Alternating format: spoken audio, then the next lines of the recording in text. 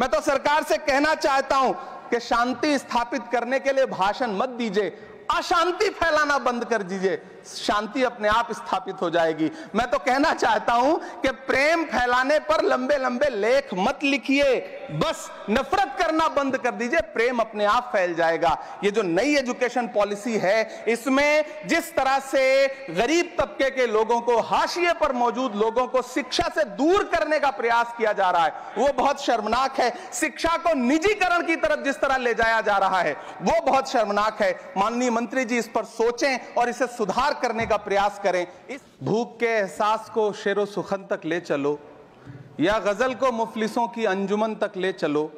मुझको नज्मो जब्त की तालीम देना बाद में, पहले अपनी रहबरी को आचरण तक ले चलो। सभापति महोदय, मैं न्यू एजुकेशन पॉलिसी पे बात करने के लिए खड़ा हुआ हूं। माननीय मंत्री जी यहां मौजूद हैं। न्यू एजुकेशन पॉलिसी कहती है कि हमारा जोर टीचर्स ट्रेनिंग पर होना चाहिए, लेकिन जो नेशनल सैंपल सर्वे ऑफिस का आंकड़ा है वो कहता है कि इस देश में सिर्फ 13% टीचर हैं जो ट्रेंड हैं। तो मैं माननीय मंत्री जी से जानना चाहता हूं कि क्या जो 87% टीचर्स हैं जिन्हें ट्रेनिंग देने की अभी जरूरत है, उनको ट्रेनिंग देने के लिए हमारे पास क्या रोड मैप रहेगा, और क्या हमारे पास इतने बड़े पैमाने पर कॉलेजेस हैं, रिसोर्सेज हैं जिनसे उन्हें ट्रेन किया जा सके। हमारी न्यू एजुकेशन पॉलिसी कहती है कि टेक्नोलॉजी पे जोर दिया जाए, और टेक्नोलॉजी के सहारे पढ़ाई को हमने कोविड के दौरान देखा भी है कि किस तरह से बच्चों को टेक्नोलॉजी के सहारे पढ़ाया गया। लेकिन मैं माननीय मंत्री जी से पूछना चाहता हूं कि जब इस देश में 80 करोड़ लोग 5 किलो राशन पे गुजारा कर रहे हों, तो क्या उन परिवारों तक इंटरनेट, कंप्यूटर, लैपटॉप जैसी सुविधाएं पहुंचाने के लिए कोई रोड मैप है ताकि उनके बच्चों को शिक्षित किया जा सके?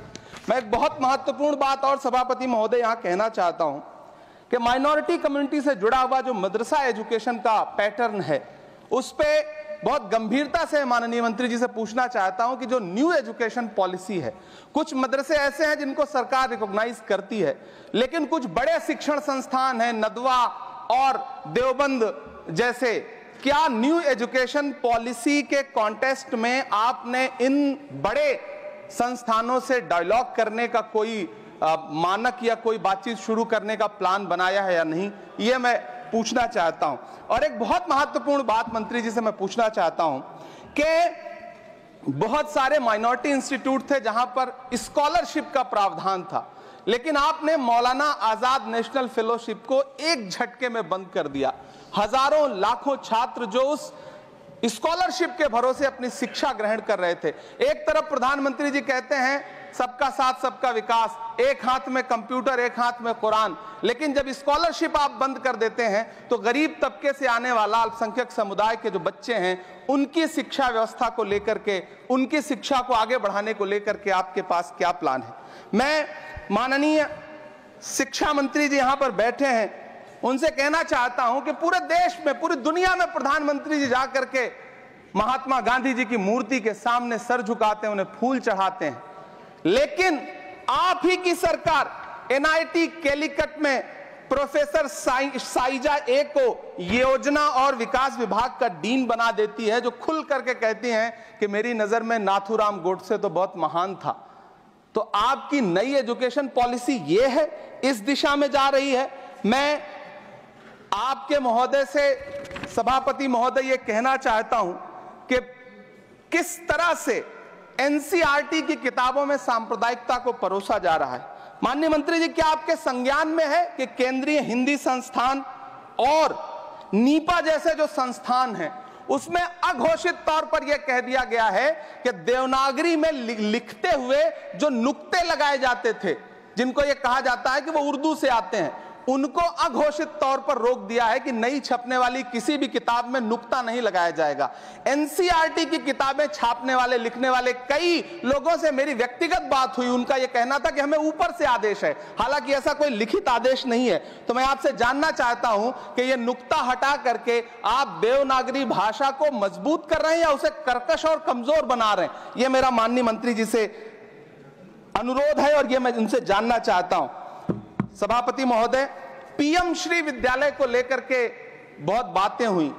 मैं एक चीज कहना चाहता हूं कि गाजीपुर एक जिला है उत्तर प्रदेश में, वहां वीर अब्दुल हमीद विद्यालय है धामूपुर गांव में। पिछले दिनों पीएम श्री कंपोजिट स्कूल का नाम लेकर के उस स्कूल का नाम बदल दिया गया। उसके सहारे भी सांप्रदायिकता परोसने की कोशिश की गई। जब सोशल मीडिया पे बहुत हंगामा खड़ा हुआ, हम सारे लोगों ने आवाज उठाई, तब फिर से बेसिक शिक्षा अधिकारी ने नाम बदल करके पुनः उसका नाम वीर अब्दुल हमीद, जो परम चक्र विजेता हैं, उनके नाम पे करने का काम किया। ये इस योजना के थ्रू भी सांप्रदायिकता को जो परोसने का काम किया जा रहा है, उसको मंत्री जी के संज्ञान में है यह बात या नहीं, और रोकने के लिए क्या काम करेंगे। एनसीईआरटी की जो किताबें हैं उनसे हिंदू मुस्लिम एकता के जो चैप्टर हटाए जा रहे हैं। महोदय, एनसीईआरटी की किताबें बच्चों का ज़हन तैयार करती हैं। आप बेसिक तौर पे एक नया इतिहास पढ़ाने के चक्कर में बच्चों को, छोटे बच्चों को जो गुमराह करके उनको एक झूठा इतिहास पढ़ाने का प्रयास कर रहे हैं, आगे चल के दुनिया में वो बच्चे कहां सस्टेन करेंगे। तो मैं माननीय मंत्री जी से कहना चाहता हूं कि शिक्षा और धर्म को एक दूसरे से अलग रहना चाहिए। मैं आज इस विषय पे बात करते हुए एक बहुत महत्वपूर्ण बात और कहना चाहता हूं कि दिल्ली विश्वविद्यालय में पाठ्यक्रम में जो बदलाव किए गए हैं, जिसमें राजनीति विज्ञान के पाठ्यक्रम से भीमराव, रामजी अंबेडकर, मोहनदास करमचंद गांधी, मोहम्मद इकबाल और भारत के संविधान पर आधारित शोध पत्रों को हटाया गया है। दलित लेखक बामा और सुकीरथ राणा को अंग्रेजी पाठ्यक्रम से हटाया गया है। क्या ये चीजें माननीय मंत्री जी के संज्ञान में है? समय बहुत कम है। मैं इस नई एजुकेशन पॉलिसी पर आदरणीय मंत्री जी से और सरकार से इतना कहना चाहता हूं कि आप बदलाव के नाम पर ये जो नई चीजें लेकर के आ रहे हैं, कैंपस में जिस तरह की गुंडागर्दी, अभी एक माननीय सदस्य ने बोलते हुए जेएनयू का जिस तरह से जिक्र किया कि जेएनयू में इस तरह के नारे लगे, कुछ नकाबपोश लोग आते हैं, नारे लगाते हैं, चले जाते हैं, पुलिस सालों साल गुजरने के बाद उन नकाबपोश लोगों को ढूंढ नहीं पाती है। इतने प्रतिष्ठित शिक्षण संस्थानों को बदनाम करने के लिए जो तरीका सरकार इस्तेमाल कर रही है वो बहुत शर्मनाक है। पिछले दिनों एक महिला भी नकाबपोश, जिसने छात्रावास में लाठी बरसाई थी, डंडे चलाए थे, वो आज तक उसकी पहचान नहीं की जा सकी, दिल्ली पुलिस उसे ढूंढ नहीं सकी। जामिया की लाइब्रेरी में जिस तरह से लाठियां बरसाई गई थी, उनके जख्मों के निशान आज तक नहीं सूखे हैं। अलीगढ़ मुस्लिम विश्वविद्यालय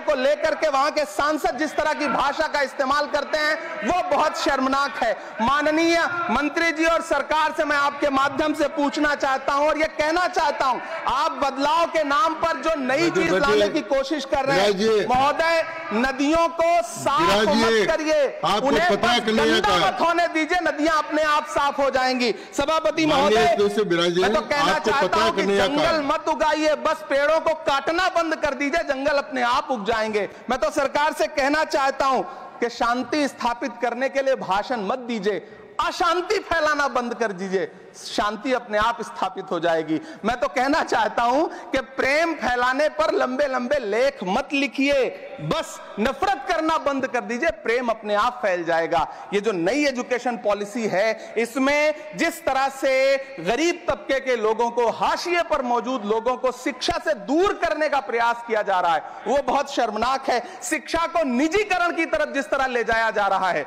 वो बहुत शर्मनाक है। माननीय मंत्री जी इस पर सोचें और इसे सुधार करने का प्रयास करें। इस सदन की तरफ से शायद इससे बेहतर बात, इससे बेहतर सुझाव हम नहीं दे सकते। बहुत बहुत धन्यवाद।